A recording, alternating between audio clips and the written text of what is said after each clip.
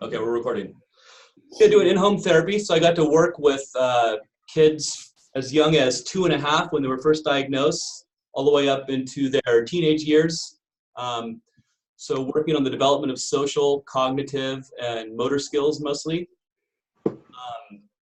And these services were provided both in the home, in the community, in schools, and really any other kind of venue where we were trying to teach functional behavior. Did that for 6 years, and then I transitioned into employment services and worked with a company for about 3 years. And my role was to help adults with a variety of disabilities to get jobs in the community. And so this involved, doing things like conducting vocational assessments. So we had like contracts with CVS, and so I would go in and work with a young adult for like a week. We would kind of assess this person's ability to fulfill the job requirements that a job like CVS would require, customer service and stocking. We would do things like, I would also do job coaching. So once we got jobs for people, I would shadow those individuals for as long as it took for me to get an idea about how successful or how likely they were going to be successful in working independently. Did things like resume development, interview skills development. And then after that role is when I transitioned back to academia. So I have a lot of experience, not as much in the school per se, but certainly a lot, kind of when we think about the bigger picture, right? Ultimately, we as special educators are trying to prepare these young adults to fulfill meaningful adult lives.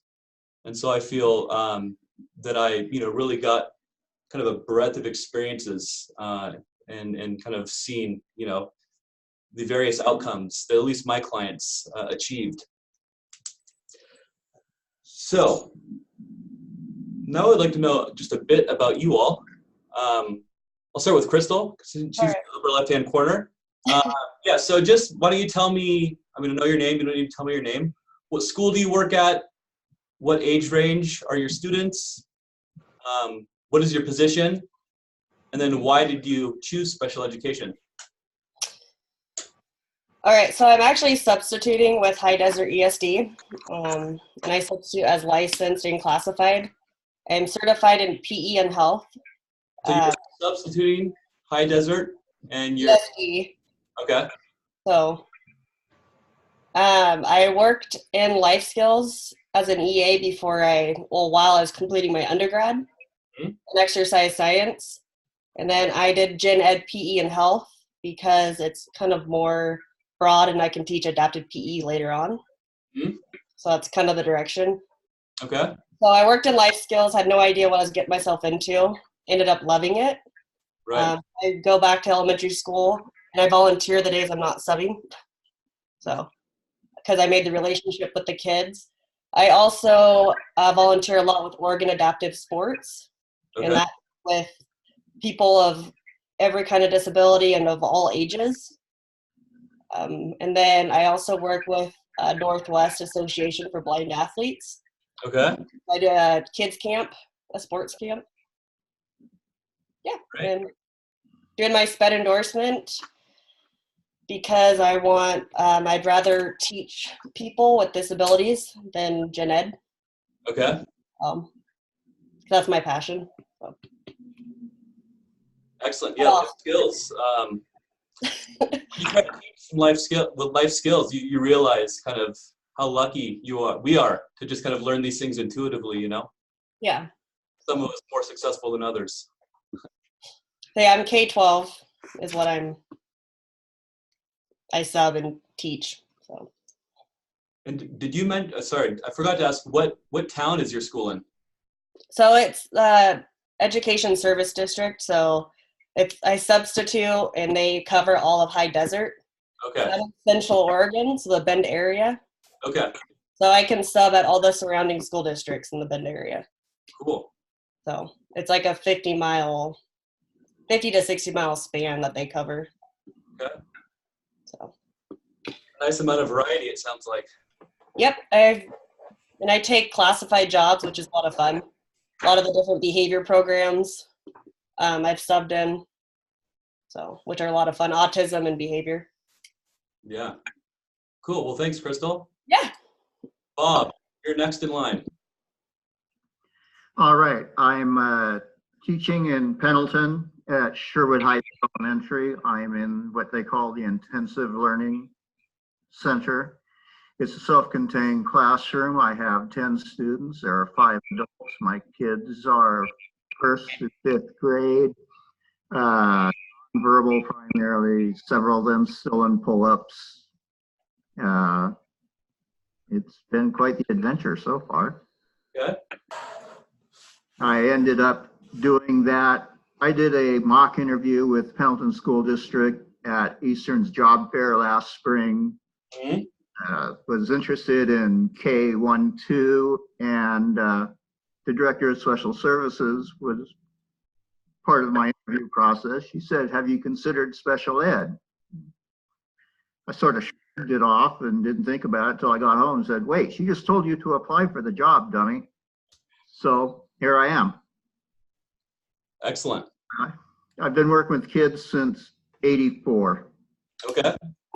I've been working with kids since '84. My first job was an interpreter and personal aid for a deaf quadriplegic in a reverse mainstream preschool setting.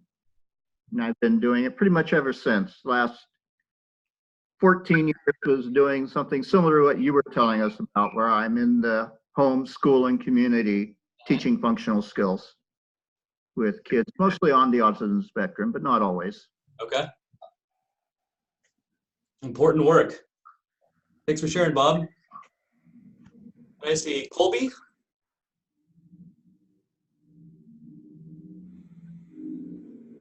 I see that your microphone. Oh, there you go. You got it. So I've taught for 24 years. This is my 24th year. I started in Gold Beach, Oregon for 2 years, and then I'm from Eastern Oregon, so I came back to Eastern Oregon. I went to Enterprise, Oregon to teach, and I've taught everything in Enterprise from kindergarten to 6th grade, focusing mainly on 4, 5, and 6, regular ed. And I did spend like a year in Athena Weston School District, and also I went to Australia for a year and taught 2 years ago. So I've studied abroad. My minor is Spanish, and I lived in Costa Rica and traveled to quite a few countries there. So I am now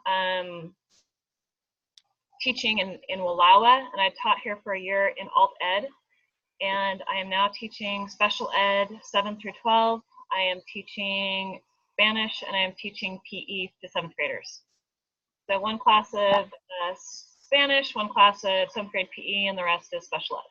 So that's why I'm needing my special endorsement. And basically when you have classes of 25 to 35 in the regular ed, you don't ever get to work one-on-one with kids. And so I'm really enjoying working at Wallowa and getting to work one-on-one with kids that maybe have dyslexia or some of the things that I specialized in because my son has dyslexia. Okay. And some other things like physics and just all the different tricks I use in the regular classroom, but getting to use it one-on-one now. Yeah. No, I mean, one-on-one intensive instruction, specialized kind of instructional approaches. It's nice when you can get a point across, when you can get the lesson to make sense. So thank you for sharing, Colby. Nate, you're up next. Hello, everyone. My name's Nate. I live in Portland. I currently teach social emotional skills in a gen ed setting. It's a self-contained room within a gen ed setting in a K-8. I teach 3rd through 5th grade. And this is my 2nd year doing that. I got into special ed kind of like a lot of you by accident. While I was getting my master's my master's is in secondary ed with a focus on social studies. So kind of a little bit removed from what I do now. But while I was in school, I was working as an EA in an intensive skills classroom. And as I was pretty much right when I graduated, the principal of that school, which is also one of the main SPED administrators for Portland Public Schools, asked me if I wanted to take on this classroom that they thought they had a teacher lined up for, but it didn't end up working out. And I was having trouble finding a job teaching history, so I said sure. And 2 years on, I'm still there. I like it a lot. Now I'm really like afraid of middle schoolers and high schoolers. I can't ever imagine teaching them. And so yeah, I like it a lot. It's a lot of days can be really draining, but it's also really rewarding when things go well and kids, show growth and improvement. So yeah, that's me. So social and emotional skills. Yeah. Interesting. Are you familiar with the work of Michelle Garcia Winner? Michelle Garcia Winner. I know the name, and I know she's been referenced in our PLCs before, but it's kind of one of the things I struggle with is like not having enough time to do any real professional development because I'm doing IEPs and stuff like that all the time. So no, but tell me about her. So she's developed basically a social thinking curriculum. And so she started in the Bay Area. And when I was doing the work as an early interventionist, we got to go to one of her professional developments. She's got some pretty interesting ideas for, approaching, the task of teaching social thinking and social skills. Yeah. What do you know the name of her curriculum? Social thinking. It's called social thinking. Okay. All right. Yeah, I've definitely seen stuff pulled from that before and distributed through our PLCs. We use MindUp, Toolbox, and Superflex a lot. Those are the Superflex. That's Michelle Garcia Winner. Okay, yeah. So there we go. That's what it is. Heroes, right? Yes, I'm very familiar with her work. Yeah, we use that all the time. Right. I don't know if it was her. I think it made someone working with her, basically. Okay. Yeah, that was kind of coming on board when we were going through the professional development. Oh, cool. Right on. That's funny. Awesome. Hi, Becca. Hey. Hi. Can you guys hear me? Coming through loud and clear. Perfect. So I actually have a similar story to Nate. I'm in Portland. I work at Reynolds Middle School, and I teach in the SBC classroom, which is the structured behavior class. I call it the social emotional classroom, and I have a caseload of like 10 to 12 kids for the year.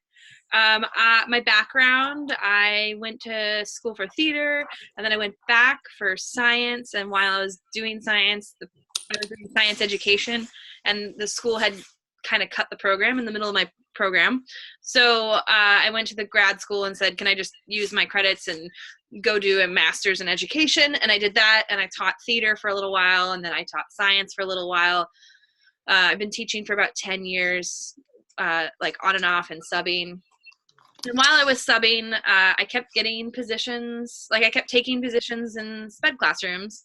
And as you guys might know, it's really hard to find a sub that will sub in your room. So I became very popular at the school that I'm at, like a frequent sub, because I would just take the special education jobs whenever they were doing reevals or needed a break. And I worked really well with the kids with emotional disabilities, basically. I was going to teach science last year again, and my principal came up to me and told me that the SBC teacher that they had hired last year was like a no-show on day one, and then called in and said they had quit on the first day.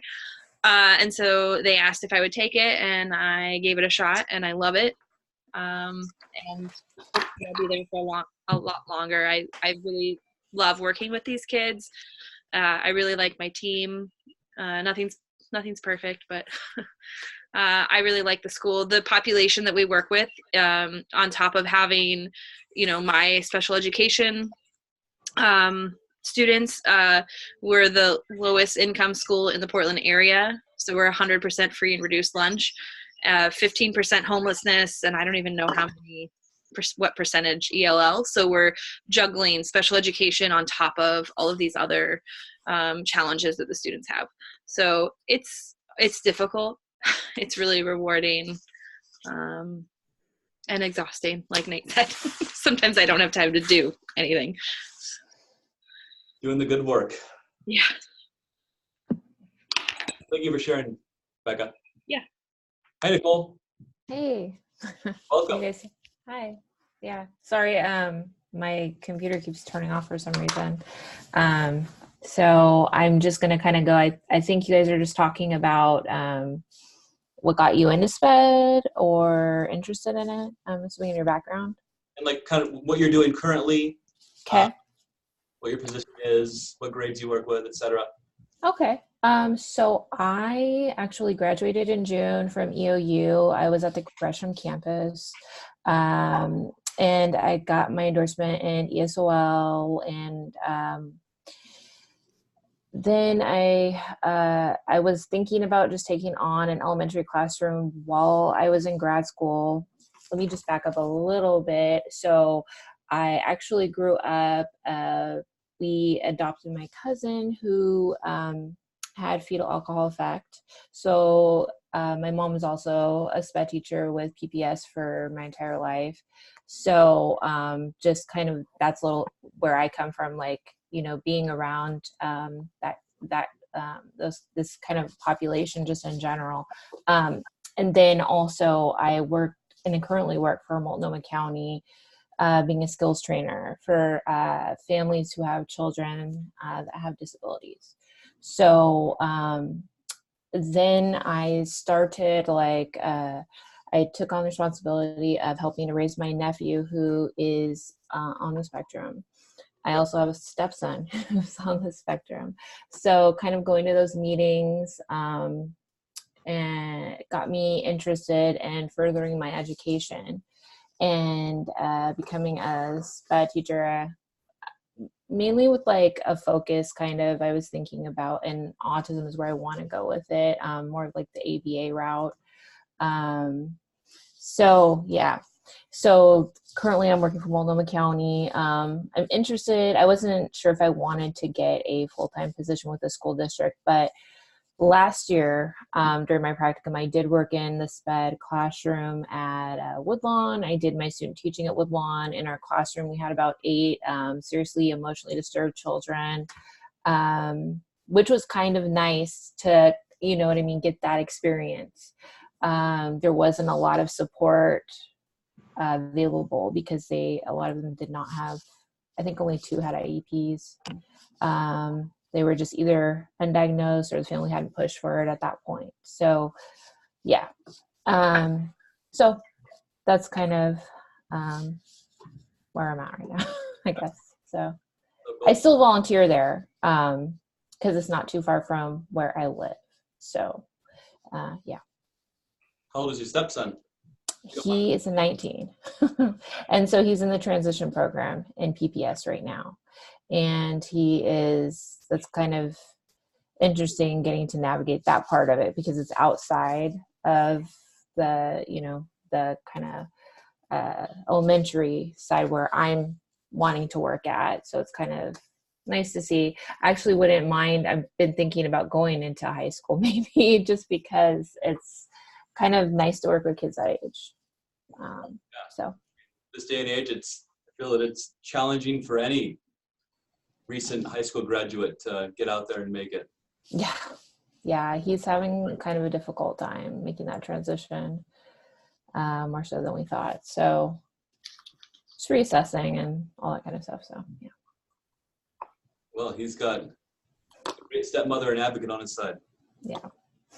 Hi, Mara, are you there? Mara, yes. Can you hear me okay? Yes. Okay, good. I'm sorry, my video, I don't know if it's working, but audio. I currently work at Enterprise High School. I'm the life skills teacher. I've been the aide for that position for the last 5 years, and I actually got hired this year to be the teacher. So I'm half-time teacher and half-time aide, so junior high and high school, special ed and life skills. So I'm working here to get my endorsement so I can keep helping these kids and serving them the best that I can. Awesome. You know, I'm just kind of reflecting as you guys are talking about your history on the work that I've done. And what I really enjoyed is kind of just the things that would happen sometimes, right? When you've got a person who doesn't necessarily jive with kind of, you know, what we as neurotypicals kind of, you know, use to kind of inform our behavior, right? Kind of understanding the kind of social nuances of different situations, knowing how to behave appropriately given them. So this young man, he was diagnosed with other health impairment, but he did have some challenges with kind of social interaction, understanding boundaries. Often he was too honest, which is also a characteristic of people with autism, as I'm sure you know many of you have experienced. So he wanted a job at the library, and there was a library by his house, and it turns out the library is hiring one day, and so we're like, great. And so we get him an interview. You know, we go to the library ourselves and kind of, you know, talk to the manager and just introduce ourselves before, you know, we even tell him that we're working on this, just to let him know that we're going to be supporting this young man to help him try to get a job here. And so, you know, we were preparing. We prepared for like a month. The interview was a month out. So we're doing things like, you know, really focusing on the interview.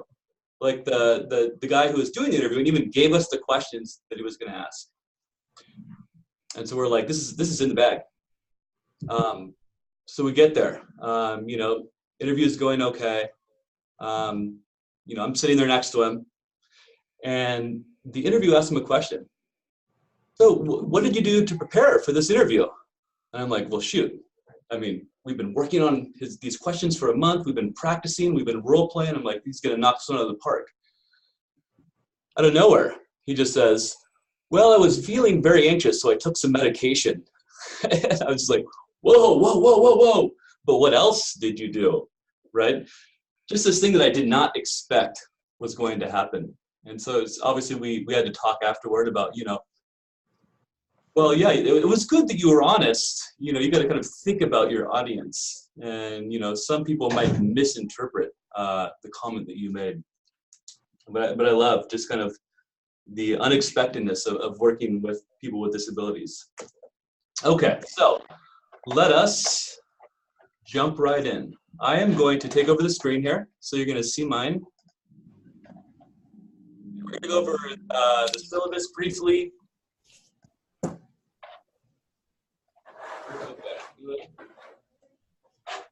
Okay. So you guys seeing Canvas? Yep. Cool.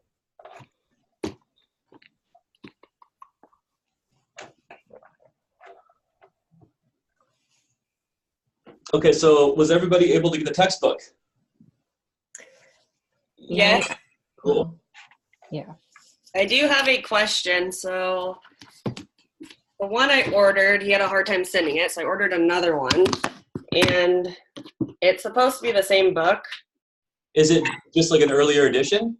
No, it's the same edition, but it's made in like another country, but it's in English. It's really confusing. Interesting. But the same title and everything?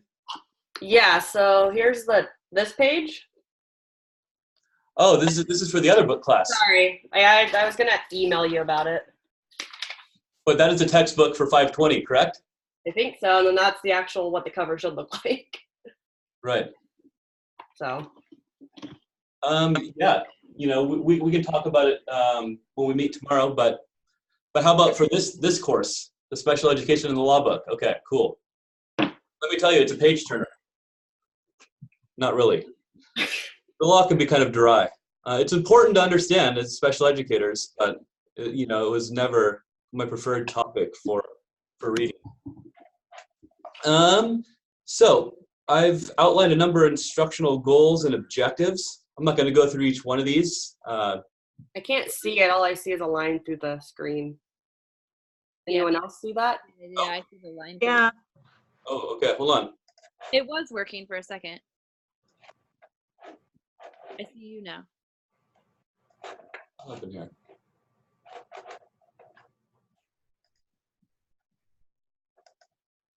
No. It's almost like the screen got shrunk into the center. Yeah, I don't even see my Zoom window anymore. That's strange.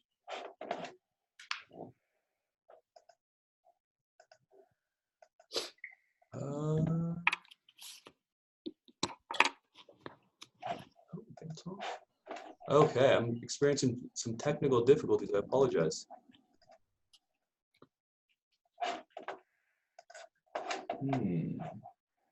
So still nothing, huh? Just a sliver. Oh. Okay, so I am going to log out and then log back in because I don't know what else to do in this situation. It's bigger now. A little bit.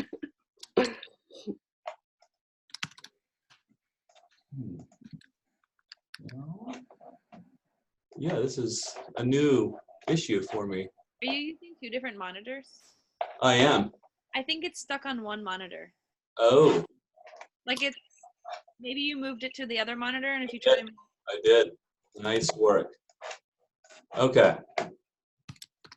Now let's try that again. Okay. yay, it worked. Well done. Okay, so I was talking about the objectives. To make a long story short, because there are a number of objectives here, our goal is to come away from this class with an understanding of kind of the history of special education law, and more importantly, contemporary special education law, the Individuals with Disabilities Education Act, the IDEA.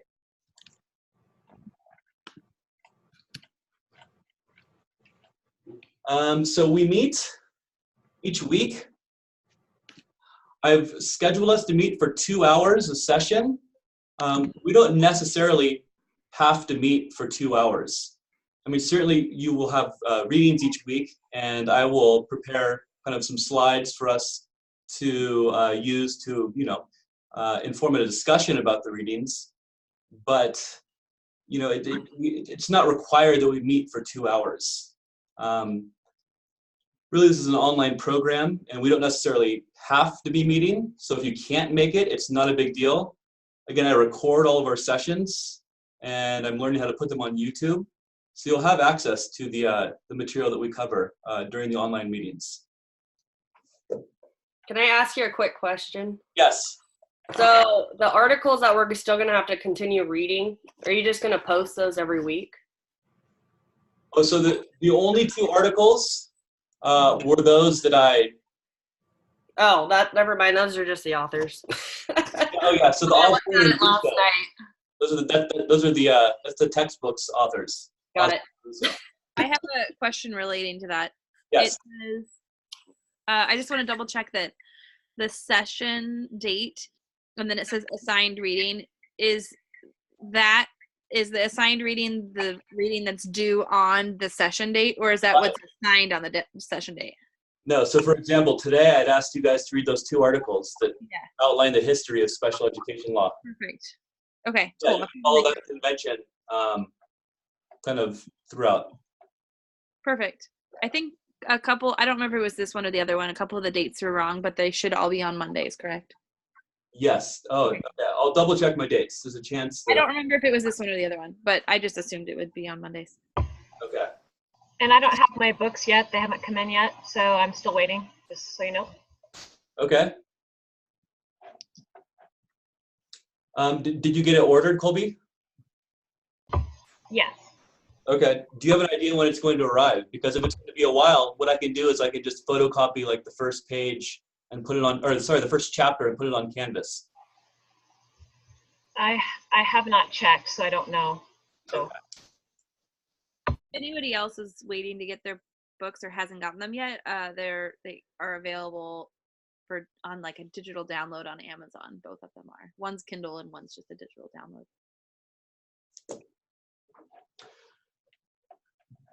Cool. So we'll have 2 assignments. One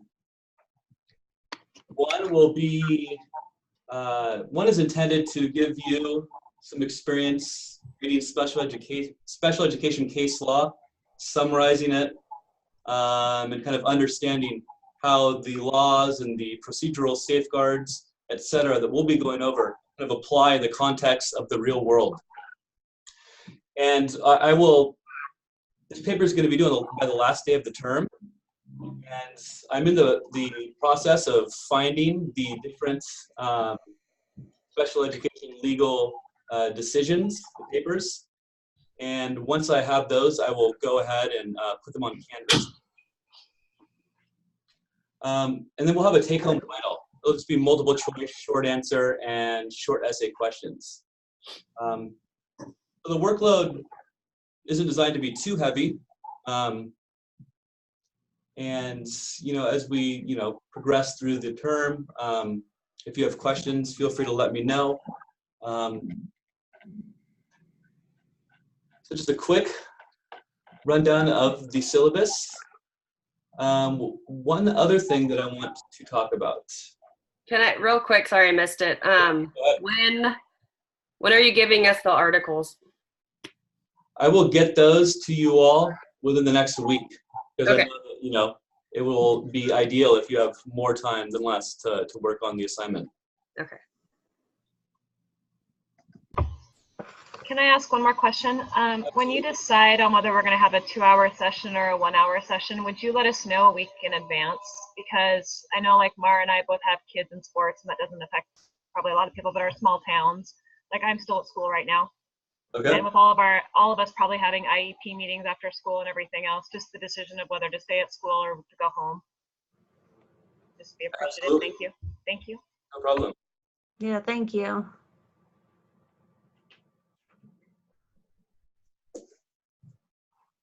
So another thing that we need to talk about today is why you're in this endorsement program. And that is to develop the knowledge and skills required to pass the ORLEA test, right? So this is the test that you're gonna have to take at the end of the 2-year program that after passing it will allow you to get your endorsement. And so I have 2 documents in the files. You can see them here, the test framework, and this one here is just a description of the test. You can see that it covers 4 content domains, and the weight of these domains varies. So 20% of the test is going to be testing your knowledge about students with disabilities, 20% about assessment and program planning, 40% testing your knowledge of learning environments and instructional practices, and then 20% on the foundations of special education and professional practice. So this document is nice because it actually, kind of unpacks those very broad headings or areas, content domains, and gives you kind of some more specifics about what exactly you will be tested on. We don't need to go through every one of these, but I just wanted to bring to your attention the fact that I did put this document on Canvas. So I would highly advise having a look at it. And if you have any questions regarding it, feel free to let me know.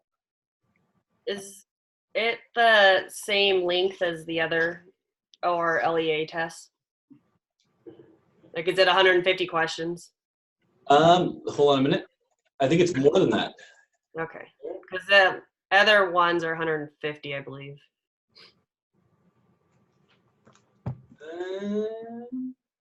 You're right, 150. Up to 3 hours, yeah. Yeah, so each one I think is like 2 points. It's out of 300 points, I believe. Right. Sweet, okay. So fun. Yes. A lot of fun. 3 hours in length. Okay, so we talked about the 2 assignments. We talked about the test. We talked about the syllabus. Any questions before we get started? Talking about some special education in the law. Great. So I have some slides here, and I thought fun thing to do would be to play a game. So I'm going to go ahead and screen again. And so this game is going to test your knowledge of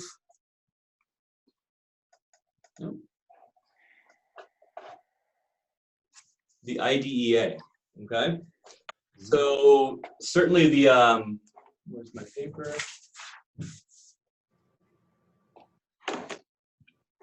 This paper here, the legislative and litigation history of special education, very informational towards that end, okay? So this game is 2 truths and a lie. Special Education Law Edition. So here's how it's going to work. You're going to see 3 statements. I'll read them out loud for you. And your job is to figure out which one is the lie. Some are more obvious than others. So I'm sure everyone's played 2 truths and a lie before at some point in their lives. Let's dive right in. Okay. I actually have not, but it makes sense. Okay, yeah, so yeah, 3 statements, 1 is untrue. And once you have the answer, feel free just to shout it out, okay? You don't have to like raise your hand or anything like that. Okay. Statement 1, the IEP not only determines what the individual child needs, but also what supports the teacher may need. According to the Supreme Court in Honing v. Doe, schools can suspend students with disabilities for 10 days each time the student is suspended. 3, schools are expected to provide any medical services other than what a physician would be required to do. 2's a lie. 2's a lie. Okay, does anyone disagree? No. 2. Number 2, okay. Becca, why is it a lie? Since you You actually cannot suspend a student with an IEP for more than 10 days total for the whole year unless it has, I think there was some kind of like, unless there was like a threat to the school or something. Good. Because what do they consider it if a student IEP is suspended for more than that time period? Exclusion. Exclusion. It's a violation of the least restrictive environment. Yes. Don't they have to decide if they need to go to a different program? Say that again? So at that time, if there was that many issues, they'd have to decide if they needed a separate program, right? Maybe like a behavior program? Absolutely. If a student is, getting in a lot of trouble due to behavioral issues, certainly a change of placement could be the answer. But then there's the issue, or there's the stay put requirement. So the student needs to stay in their current program until a more appropriate program is identified. Okay, like after you take a bunch of data. At my school, in my district, if a student has been suspended 8 days, then they'll like preemptively do what's called a manifestation. We have a meeting. Yep. And you determine if the behavior of the child is a manifestation of their disability. And if it is, then you can't exclude the student any more times. And if it's not, then it could be expelled. But for the most part, it usually is a manifestation of the behavior. And then I've moved students to other programs within the same district that can provide more services than my program at my school can provide, because we're pass model, so we're not self-contained. So they usually move them to a self-contained program. I think that's kind of what I meant. There's a lot of those in the Bend School District that kind of specialize for different students. Right, and it's often the case that a student might just go to one of those programs temporarily, right? To kind of or part-time. Yes. and then go do their gen ed class part-time. So. Okay. That's right. So we had number 2. That was Eli. Okay. Next round. If the parents can only come to an IEP meeting on Saturday, then the school must schedule the IEP on Saturday. Under certain circumstances, the school can hold an IEP meeting if the parent cannot attend. 3, parental concerns must be addressed at the IEP meeting. Which one of those is untrue? 1. Number 1. And why is that untrue? Because of all that's outside of school hours. Right. So it needs to be within the contracted hours. mutually agreeable to the entire IEP team, right? And so certainly, teachers or other educational service providers are probably not going to be too agreeable at having to come in on a Saturday for an IEP meeting. So that was an easy one. Right. We like our free time on the weekends. We don't want to have to go to IEPs then. Okay, next round. The special education teacher's opinion weighs the heaviest on the IEP team because the special educator has expertise in the IEP. A paraprofessional is not responsible for planning instruction for the student. And number 3, there must be an administrator on every IEP team who is able to approve services. Number 1. I see a few number 1s. Right. I mean, but wouldn't a special education teacher likely have more experience with IEPs and therefore be more of an authority? Unless you have the director of SPED or assistant director there and the specialist. I think their opinion has a little bit heavier, but at the same time, the IEP team creates a whole IEP together. Right. A collaborative endeavor. Yes, because everyone has a specialization in different areas. Exactly. You'll be learning all about collaboration and consultation 1 year from now, fall 2020, when you guys take the course on collaboration and consultation. So I have a question, sorry, about number 2. Uh-huh. What if you have paras who are required to do the planning and then the teacher just oversees the implementation of it? Well, I think paras are supposed to plan. It's supposed to be the SPED teacher who's licensed. That's what I would think, but I know of some situations where yeah. I mean, there are always exceptions to these rules, right? yes, and that comes down to it. Yeah, anyway. 99% of the time, it's probably fine. But, yeah, kind of situation that or something, we're the wrong person to get wind of it, well, then there could be some serious ramifications. Yeah, as long as the SPED teacher has approved everything, looks over it, then yeah. But as long as the SPED teacher isn't, just lining out the paraprofessional and then leaving, No, On the non-licensed. yeah. Okay. Next round. You have 3 forms of written documentation to show that you have invited the parent to the IEP meeting. Number 2. If the parent revokes placement outlined in the IEP, then the school district cannot implement the placement.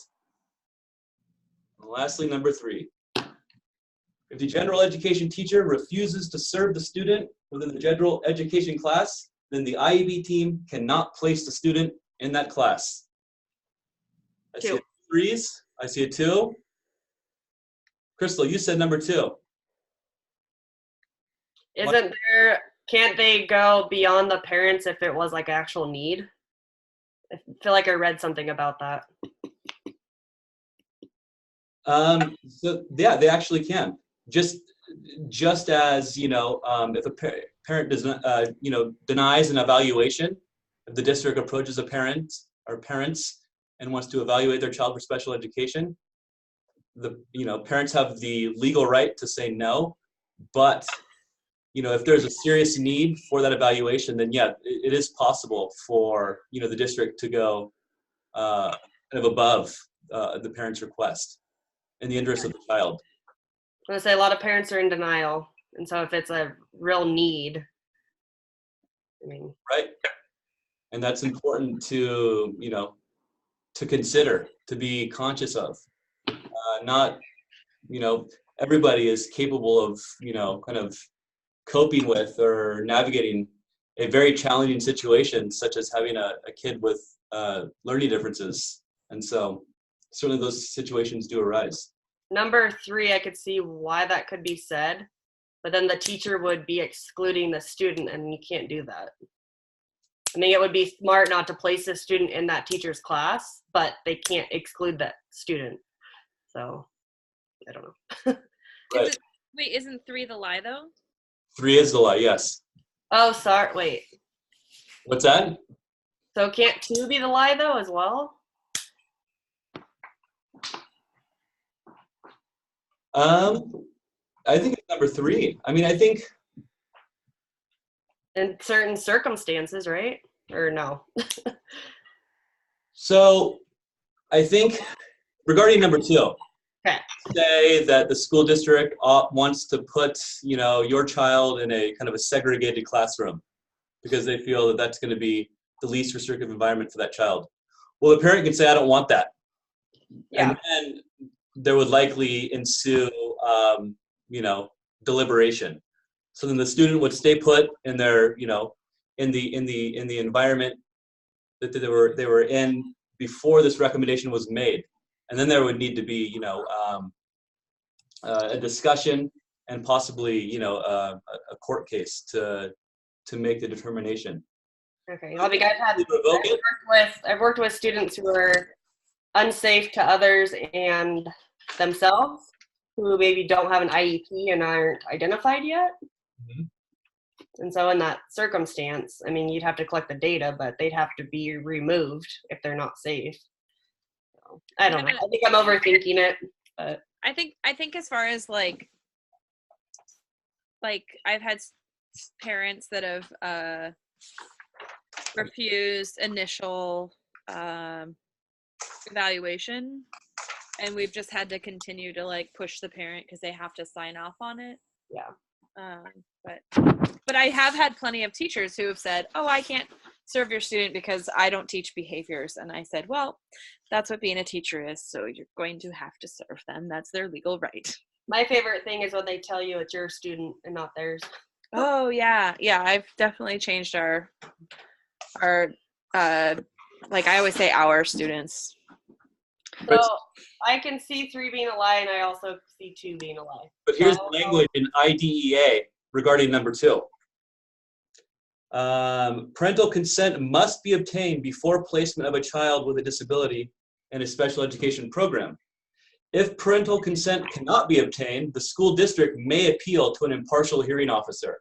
Okay, that's what I read. Impartial hearing officer, if an agreement is not able to be made, well, then it would go on and be seen in front of a judge. Okay. All right. Sorry I took so long on that one. These sessions are best when we're kind of discussing things versus me just like reading a bunch of stuff off slides. So don't ever feel that you have to apologize for engaging with this material. Right. So the general education teacher does not have the authority to override such a decision.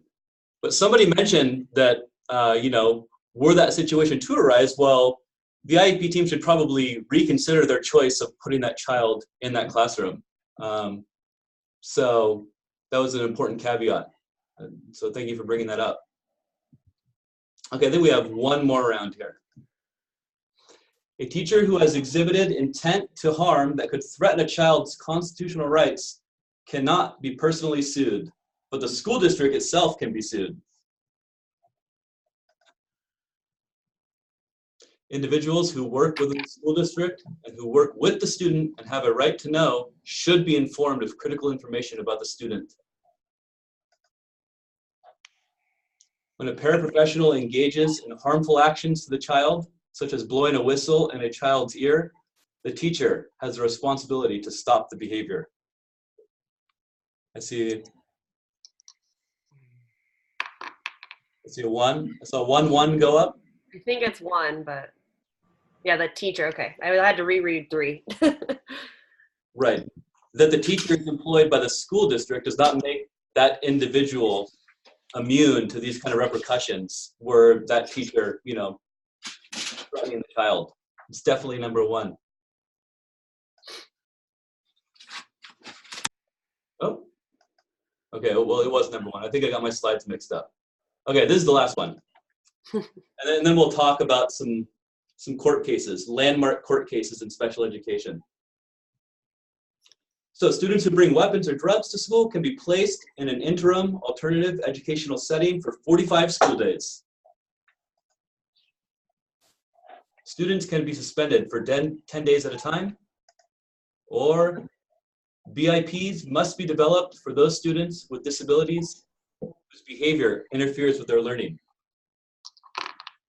Okay, I see a 2, another 2. Right, this is kind of a rehash of the one that we saw earlier. Is it 10 days at a time though? But I thought they could only be suspended for 10 days total. Right, so 2 is the lie, because this is saying. Sorry, I'm so overthinking this. Got it.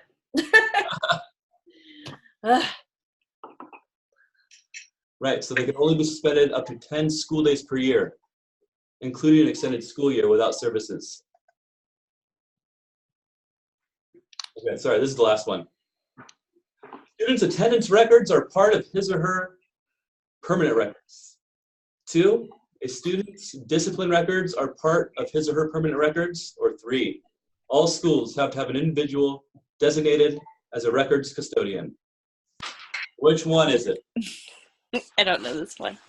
I want to say 3, and I think 1 only stays with them until they're out of school. 1, okay. So 1, I think it is their permanent record, but once they leave school, then it would go away. Actually, it's the students' discipline records are part of the. Wait, 2. Interesting. I didn't know that. So those go away? Mm-hmm. Okay, cool. Let me check the time real quick. Okay, we got 6 o'clock. I'm proposing we take a brief 10-minute break, and then we'll reconvene, and we'll go through my slides, and we'll be out here by 7. Sound good? Awesome, guys. Okay.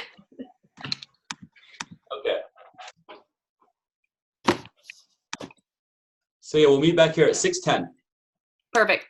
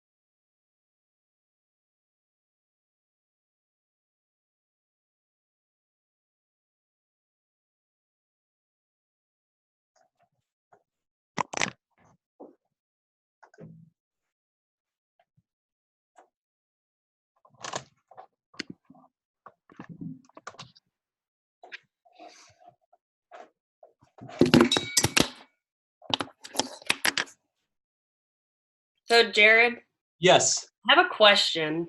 Okay. When can I start fulfilling my practicum hours? In the winter term of your This study year, winter? Oh, second year. year 2. Okay. So that's the last term then, right? Yes. Okay. I could have emailed you, but I figured I'd ask real quick. Yeah, no, that's the final term. Okay. I don't know if is there any special circumstances? Not that I know of, I'd have to ask. Okay. But I want to say no. Okay. If we're teaching full time, what does that mean for? Sorry, I know this is not on our thing right now. If we're teaching full time, what does that mean for our practicum? Like, what are we? How do we do that? So if you are a full-term teacher working in the classroom, you will enroll in 1 credit of your practicum and 1 credit field experience. And basically it requires, I just wrote this down, 60 hours of seat time. And by seat time, I'm referring to time being spent in the classroom. If you are not a full-term teacher, if you're a substitute teacher and you're going from school to school, you actually have to enroll in 4 units and you need 120 hours of seat time. So seat time being hours in somebody else's classroom? You got it. Why not get? Sorry. What's that? I was just gonna say, does that like you would do that during your prep then or something? Oh no, so basically if you're working in the classroom for a full-term teacher, like Yeah. that is your practicum. Like you don't have to do anything beyond that. Oh, okay. Yeah, so they're one and the same. Got it. Cool. And also the seat time could come in different modalities. Like let's say maybe like this program, you do like some online education, right? Could also, contribute to fulfilling those practicum hours. Cool. Thanks. You're welcome. 120 hours, that's like a month of teaching. Mm-hmm. Okay. What if you had a long-term sub job? Is it still 120 hours? So I would have to confirm that because there are a lot of kind of like nuances to this role. There is, I know others who fell into long-term SPED subbing, did getting their endorsement, and it qualified, but I don't know what the hours. I mean, if you're a long-term sub, I don't see why, it wouldn't be kind of considered on par with the full term, right? Just for the purposes of the practicum fulfillment. Yeah. All right. Okay.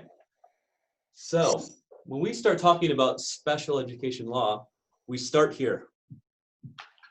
The Constitution. And why do we start here? Right. All right, so exactly. Was that Bob? No, that was Nate, but I turned my video off because I'm eating and I don't want you guys to see that. So. Very kind of you. Right, so the Constitution of the United States lays down our rights as citizens in this country. Are there any particular rights, amendments within that Constitution that you came across in your readings that kind of are the germs of, what would eventually become special education law? The 6th Amendment, is that right? 13th, 14th, and 15th? The 10th? That's, yeah, that's fine. So there's definitely, did someone say the 10th? Yes. Yes, so there's the 10th, and I know the 14th as well. Right, the 10th Amendment. And so this is essentially saying that, whatever the federal government isn't in charge of, states are in charge of. Right? So, the authors of the Constitution were very, conscious of not putting their hands in every honeypot, so to speak. And so what effect did this have on kind of the early development of special education? Right? The federal government wasn't in charge of, kind of laying out policies for educating students with disabilities. Individual states were. And what did that result in? Who's going to pay for it? And all the states doing something different. Lack of funding, good, Colby. All the states doing something different. No consistency. And then the Second Amendment is the 14th Amendment, ratified in 1868. Right, so this amendment basically, in a nutshell, says that as a naturalized citizen of the United States, we will not enforce any laws which will put in jeopardy your privileges or immunities as citizens. We shall not deprive any person of life, liberty, or property without due process of law. Due process of law. We hear a lot about due process in the world of special education, when parents are, taking school districts to court for one reason or another.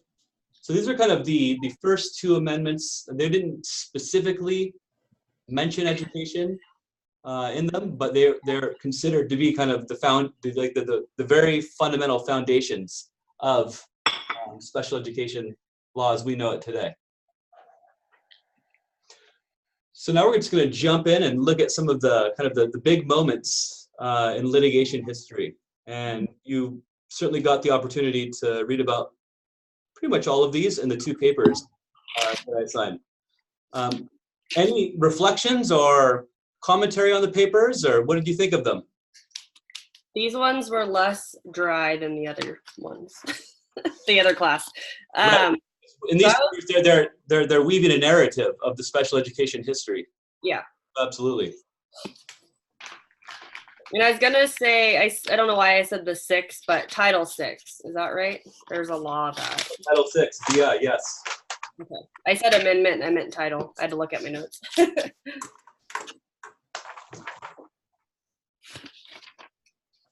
Right, so certainly, as you'll recall from reading the legal history of special education, what a long, strange trip it's been. It's always nice when you can work a Grateful Dead lyric into the title of your academic paper.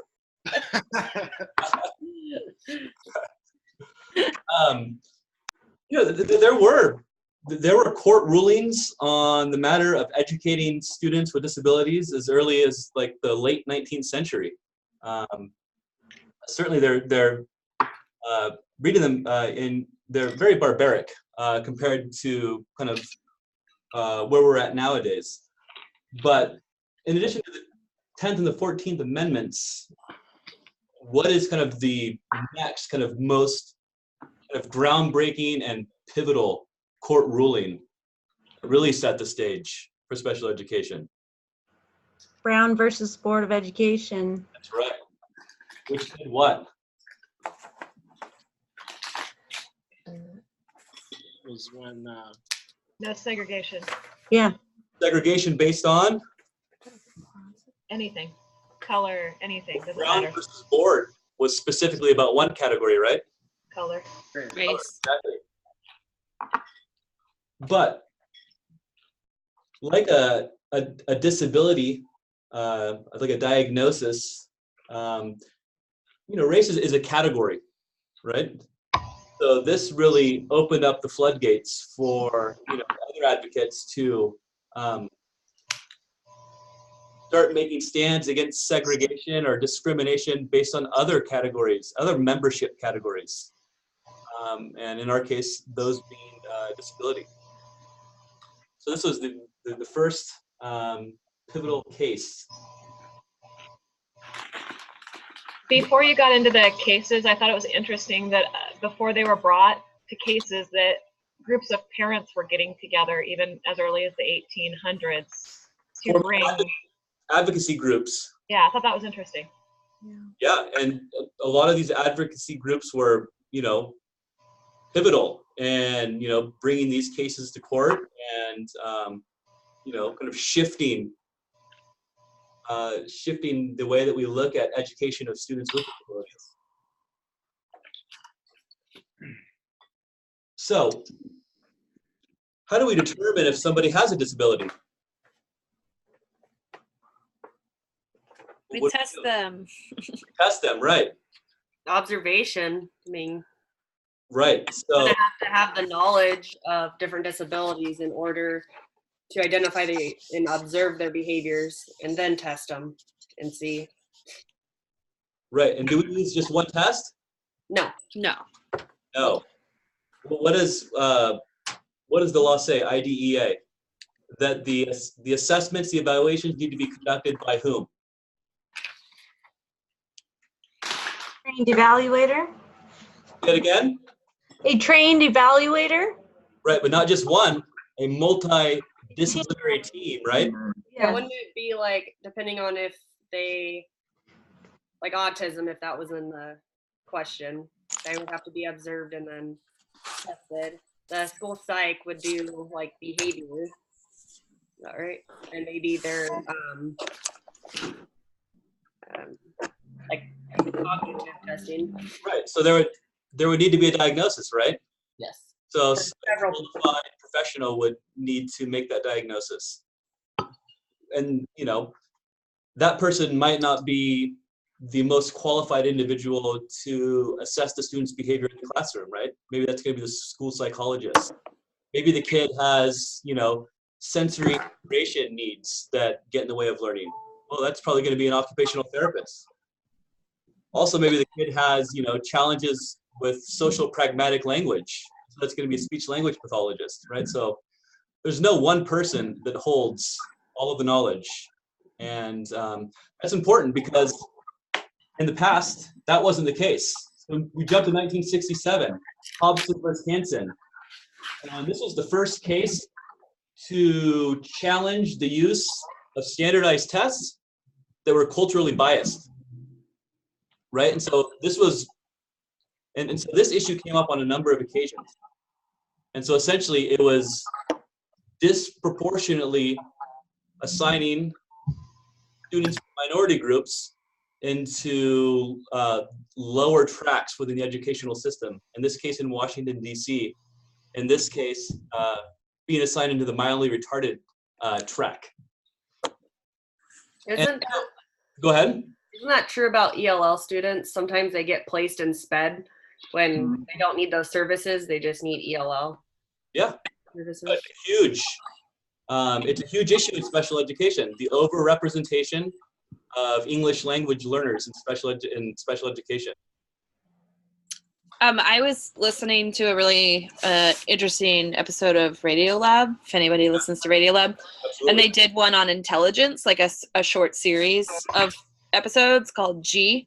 Mhm. And the very first episode is talking about special education because after this 1967 case, there was another one, I think it was in the 80s in California. And basically what happened was the IQ tests that they were using, like I think it was actually the Wyatt, they said that it wasn't like culturally representational of all students. Like it was like geared towards like white kids. And so in this case, the test is standardized on white middle class samples, right? Right. And so like there was language in it, like what color is a ruby, I think is the example they use. And if you are white and wealthy, you might know what a ruby was. But if you aren't wealthy and didn't come from a family that could have things like that, then you'd be like, I don't know. Ruby could be, and kids would say like what color their skin was because they thought you were talking about a person. And Right. So in California, it's actually illegal to do IQ testing for special education, and it still is because of this a similar court case. But anyway, long story. If you're interested in it, there's a really good episode of Radiolab about it. Thank you for sharing that. Right. I mean, and I provided an example here. I mean, this wasn't an item on test used in this case, but this is just your example, right? Yeah. A runner is to a marathon as an oarsman is to a regatta. Well, who knows what a regatta is? Right. You know? So it becomes a huge problem when, you know, a single test is used to determine placement, in this case in, you know, one track versus another. When that test is not essentially, it's not valid. It's not measuring what it purports to measure. It's basically a differentiator based on class and socioeconomic status, right? Not aptitude. I think I just didn't realize that it's still, like, it's not, yeah, it's kind of still happening. Oh, yeah. Like, there are certain ways that we test students that still run into this problem. Yeah, I mean, it's having been and worked in the field of test development, you know, as part of my PhD program and then for the year that I was postdoc, like, it's very tough to build a good test, you know, that is going to target the ability of people from a variety of cultural, socioeconomic backgrounds. When we design test questions, we often, you know, we're kind of biased in our thinking, and so we don't even think about the fact that we might be building bias into the test. Yeah. A number of cases, you know, kind of early on that had to do with this. So there was the Hobson versus Hansen, excuse me, here, and then this case in the 70s. So basically, 9 students are diagnosed with intellectual disability and placed in special education based on the result of an IQ test administered in English, and the students spoke Spanish. I mean, it's just absurd that, you know, that this result will be considered valid. A test in a person's second language, you know, used to inform such a pivotal decision in these students' educational careers. And then there's the 1971 Larry P. versus Riles case. And again, this is all having to do with culturally biased IQ tests. So that's kind of why we've shifted away from IQ tests, right? If you think about it, what is IQ? What is intelligence? What is an intelligence quotient? Well, IQ is what an IQ test measures. Okay? There's How well you take the test. It's a construct. It's developed by the test. You know, it's something different than, like, you know, functional language per se, ability to use functional language. So Can I ask you a question? oh yeah, go ahead. So with an IQ, isn't it 72 and under's ID? Right. So yeah, that. So is that an IQ is test? that bias, or can they test in other ways? Well, you bring up a good point. Yeah, that test would be biased. If somebody who has a very low IQ is asked to take an IQ test, do we know that the person kind of fully understands what we're asking of them, given their kind of reduced mental capacity? But it is still used primarily in the diagnosis of intellectual disability. That's kind of one half of the picture. Yeah. Park versus Pennsylvania. And so Chloe was talking about parent advocate groups, and actually Park started off as a parent advocate group. And so basically they were rising up against a law that gave public schools the authority to deny a free education to children who had reached the age of 8, had not reached the mental age of 5. Right? And so this is in the time when there was no federal oversight. States were allowed to do what they wanted. Not all denied students the right to public educations, but certainly some of them did. Was the ones that got denied, is it the ones that weren't getting the federal funds more so? Say it again? So the states that didn't take the federal funding, were they denying more than others, or? Well, right, yeah, you bring up a good point. If a public institution receives federal funds, then they're required by law to not discriminate against anybody, to make, you know, the service that they provide accessible to the entire population. So yeah, I mean, at this time, well, I don't know, this is, I didn't write down the date. When was Park? I have it right. In 1972. So this was after the Education for All Handicapped Children Act. 1950. No.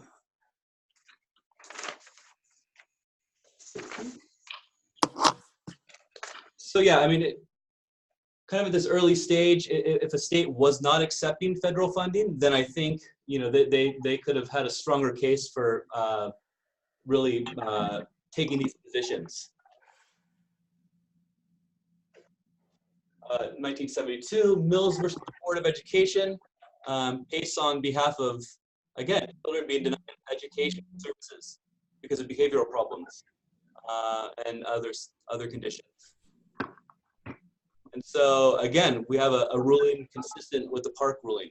Students with disabilities must be given a public education, even if the students are unable to pay for the cost of it. And so on and on. White and Sticky in 1972, a meaningful education for children with disabilities in their care. So this is kind of targeting state institutions. State institutions were kind of a, you know, a unique entity. They weren't, you know, held by the same standards as were public schools. But often they did receive federal funding, so they were required eventually to abide by the laws set forth.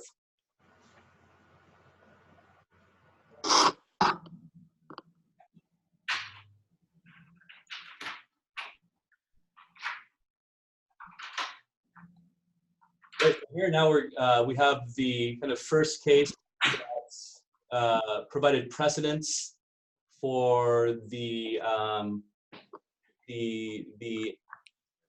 limits on expelling students with disabilities. And also, due process procedures must be followed before students can be expelled for disciplinary reasons. And again, in this case, the court ruled that expulsion would prevent Stewart from receiving the lawful, free, and appropriate public education guaranteed by the EAHA. That should have children in it. My slides are out of order. Here we have Education for All Handicapped Children Act. And this act was the precursor to what? IDEA. IDEA, you got it. So now we have the federal government kind of taking a more involved role in, you know, managing public schools, educational practices toward students with disability.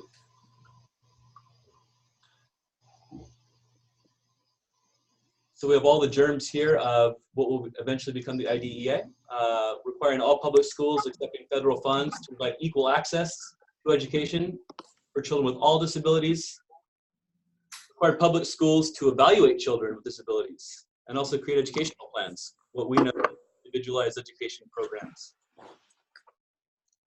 And lastly, required school districts provide administrative procedures so that parents of disabled children could dispute decisions made about their child's education. To give some power to the parents.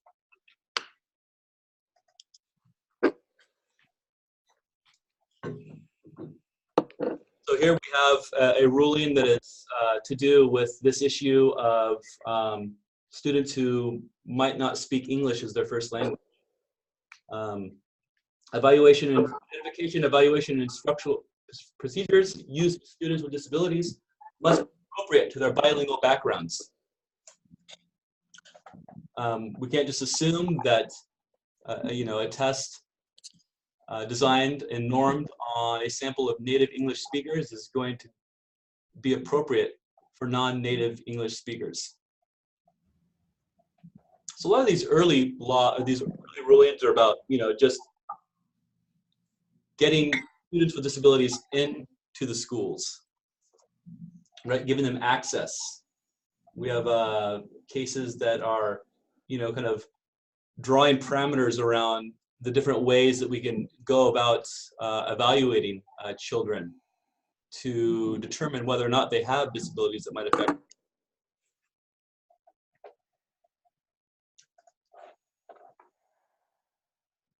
So this is an interesting one.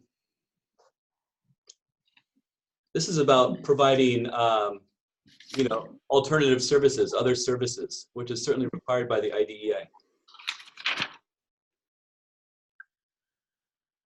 So basically, this student was deaf and was doing fine in school, but in theory could have been doing better were the district to provide her with a sign language interpreter. And so the district refused that service. Parents brought the district to court. And in this case, the court ruled against the parents. The rationale being that the purpose of the Education for All Handicapped Act was not to allow each child to achieve their full potential, but simply to provide sufficient resources for handicapped children to access education. What do you think about that? I don't feel like not having an interpreter is sufficient.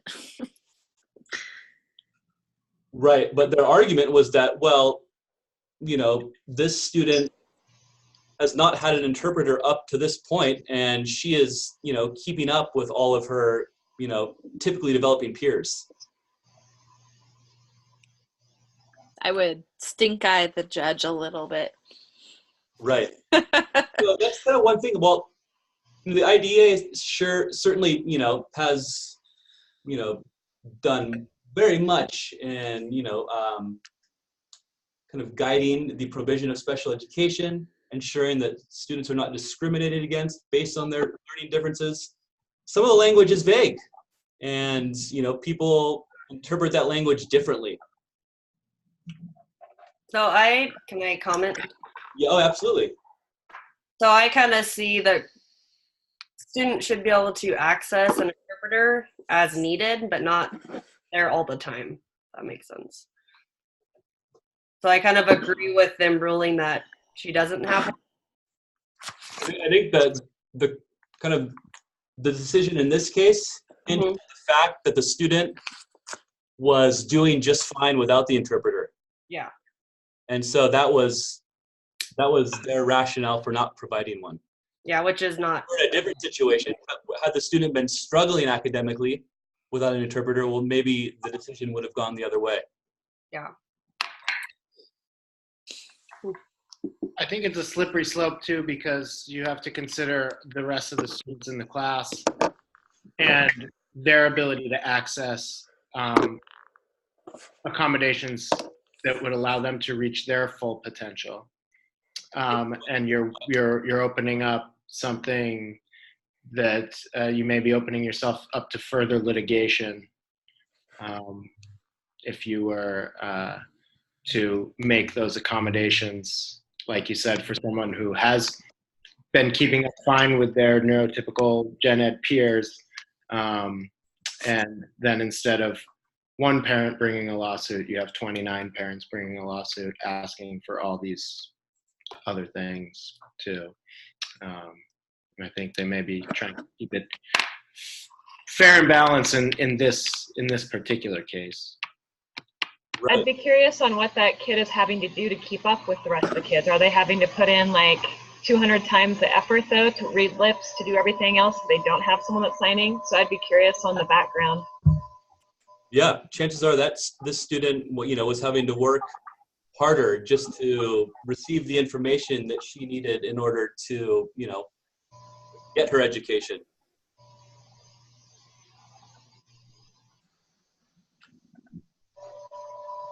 And here we have Honing Burstel. We've already visited this one briefly. The student cannot be expelled when the behavior is the outcome of a diagnosed disability.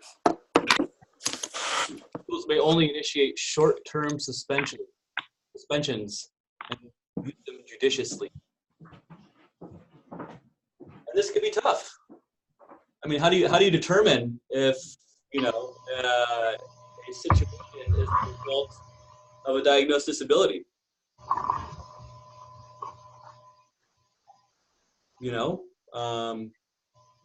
What if the behavior is indeed a result of the diagnosed disability, but the behavior is creating dangers and hazards both to that student and her or his peers? certainly for those of you who have worked with kids with autism, they can demonstrate very challenging behaviors that can be dangerous, and that is part of the disability. So it's a very tough. So now we get in. So kind of later in the litigation history is when we start cases focusing on the least restrictive environment. And the concept of a least restrictive environment is an example of one of those concepts that the IDEA does not define. Does anyone recall what the definition of the least restrictive environment is? I can give you like a rough example of it. From the article. What is it? When appropriate, the child must be educated in the regular classroom. When appropriate, right? Yeah. So does that mean that the LRE is the regular classroom? Is that how you would interpret that language? Depends on the kid. Right, when appropriate. Yeah. Very well could be that for some students, the regular education classroom is not the least restrictive environment.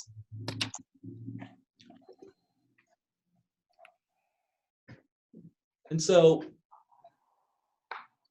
basically the gist of these cases, these decisions are that, before a district, recommends, a placement, a different classroom, a different school, they can't just do that without first having gone through an exhaustive investigation in which they consider the entire range of potential supplemental aids and services that would allow the student to participate in the general education environment. Right? So they have to actually make an effort to, support a student in the general education classroom, and only after those attempts have proven unsuccessful can they consider a segregated placement. And isn't it a lot of attempts? I don't know the number. But there has to be a lot of documentation before doing that, correct? There has to be a lot of documentation if you want to make the case that the least restrictive environment for this student is not the general education classroom. Absolutely. Yeah, because when I think it was my last year as an EA, I had a couple difficult kinders. Mm-hmm. And their IEP said that they could be in the classroom full time. Yeah. And in fact, they couldn't, but we had to prove that it wasn't safe. Right. So generally the burden of proof is always on the school district. If, in these cases, certainly when it's the school district who's recommending the placement. Yeah. It'd be challenging. Mm-hmm.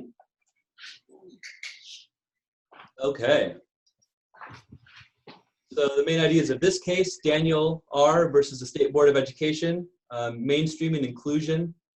And basically the judge here defined a test for determining placement based on 2 criteria.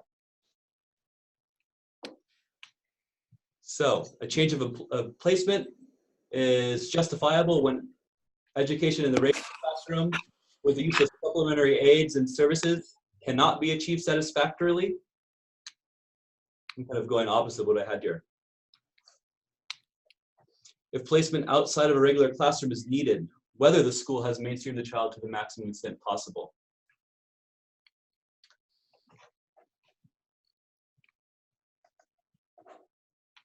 Okay, just a few more to go here. So now we have the most comprehensive law enacted protecting students with disabilities in the classroom, the IDEA.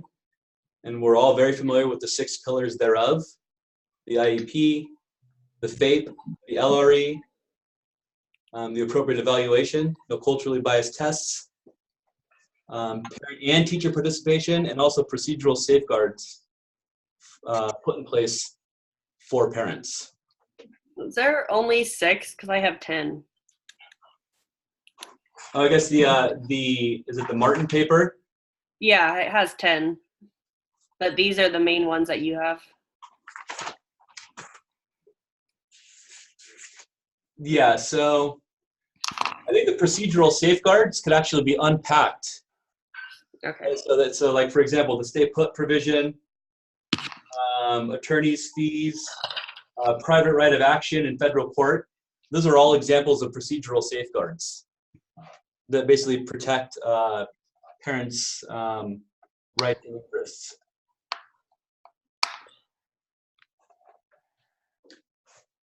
And again, these later cases really kind of focusing on, well, you know, when is inclusion justified, and what should that look like?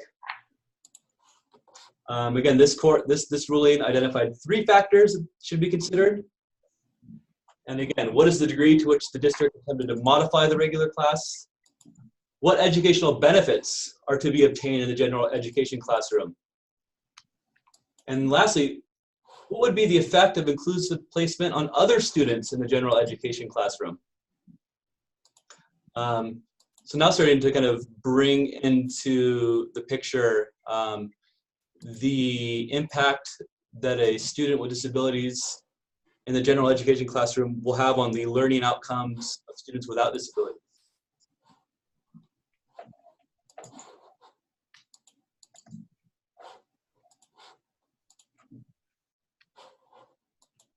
And so here's a pivotal ruling in which the court determined that, well, all parents want their children to be fully included,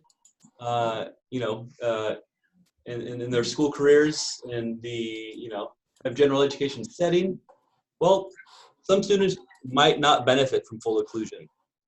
It's the individualized instructions, the low teacher to student ratios, are often beneficial to students with learning differences.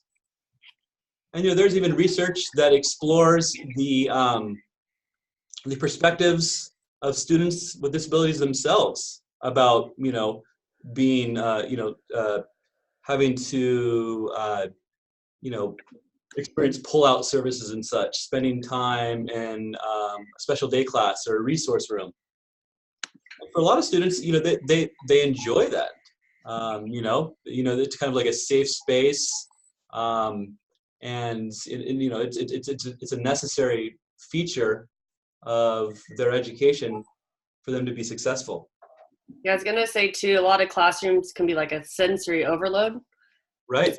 That can affect them getting anything out of their classes. So. Right. Just their environment. The act of putting a student with a disability into the general education classroom does not automatically mean that that placement is going to confer benefit to the student. Good point. I'm really curious out here in Eastern Oregon. Mara and I have had a lot of kids in enterprise where when you're talking behavior versus inclusion, behavior versus whether their behavior, what's written in their IEP plan, whether they can be removed from the classroom. In Portland and in Bend, I know you have a lot of resources. We're out here in Eastern Oregon, we have very, very few. In fact, it even takes, we don't even have a psychiatrist in our county. Now we have to go to like Boise or different places to have a kid evaluated. And so I'm just really curious because I know in enterprise, we've had a lot of situations where this has been a massive major deal dealing with the special ed teacher, classroom teacher. And I know it's getting more and more in our country with the behavioral. So I'm just really curious on that aspect. So curious about the fact that there still are places in this country where we are understaffed. We're not equipped to deal with behaviors. Yeah. We're understaffed in Bend, even though we have a lot of resources.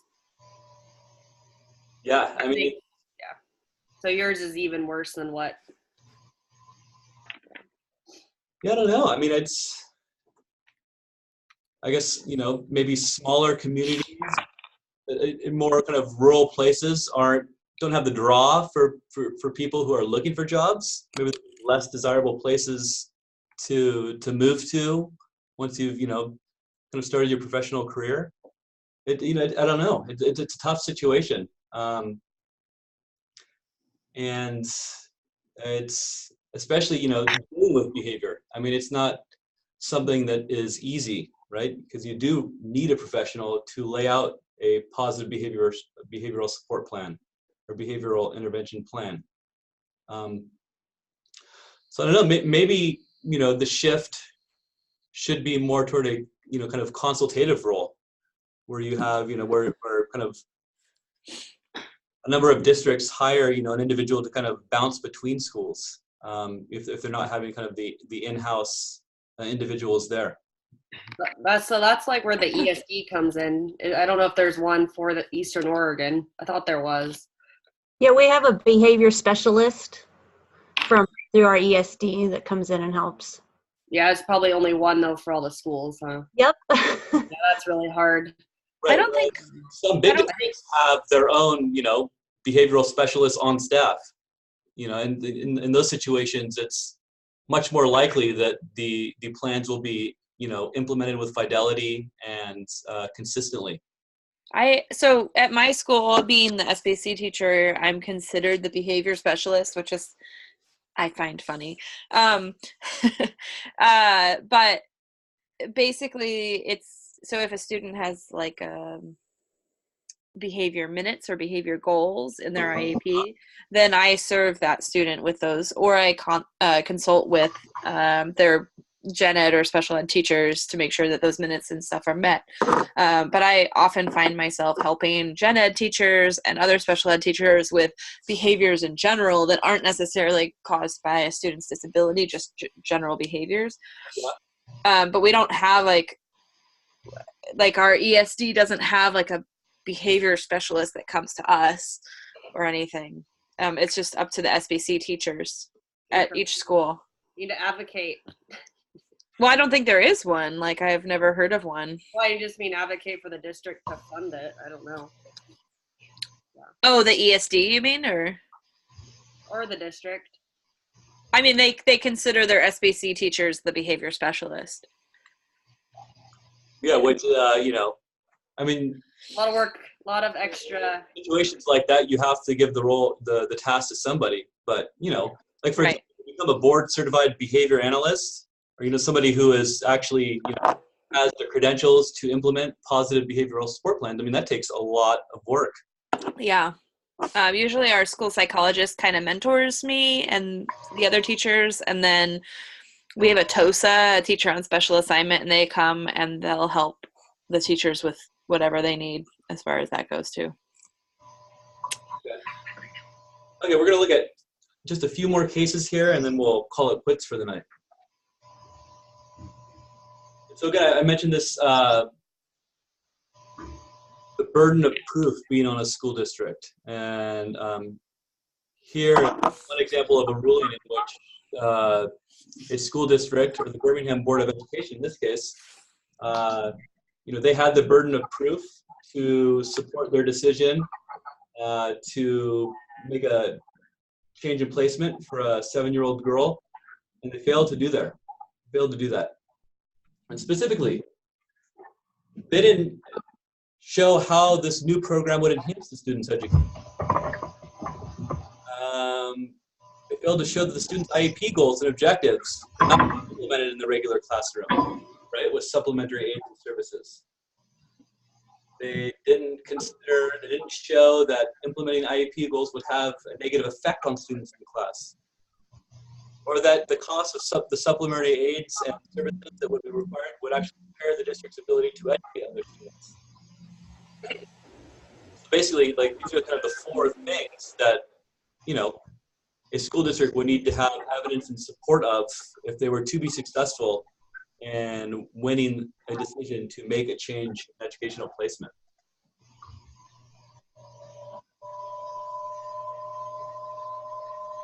And again, another decision that kind of spoke 4 factors to weigh when placing a student with disabilities in the general education setting. What are the educational benefits available in the classroom? And again, for some students, they might be fewer than for others. non-academic benefits of interactions between a student with disabilities and those without. Is it enough just to put a student with a disability into the general education classroom and expect to see, you know, kind of changes in social ability, social competency? No. Why would you? I don't know. I mean, certainly, I think for some students, I think, you know, it is very helpful to be around kind of peer models. I think, you know, for other students, you know, especially, you know, some kids on the spectrum, like, you know, intensive kind of one-on-one instruction can be required to help a student kind of, you know, become proficient in understanding the nuances of, you know, interpersonal communication or developing relationships, which is just something that I find interesting. What are the impact of the student with disabilities on the teacher and other students? And lastly, the cost of supplementary aids. And then the last one we're going to talk about. So most of these cases kind of ruled in favor of the plaintiffs, generally the parents who are bringing suit against a school district. But there are still, you know, you know, a school district's decision or proposal to make a placement to a more restricted environment are upheld. Again, that's basically dependent on the student, the nature of her or his disability, and, you know, whether or not previous attempts, in this case at inclusive education, you know, paid off in helping the student.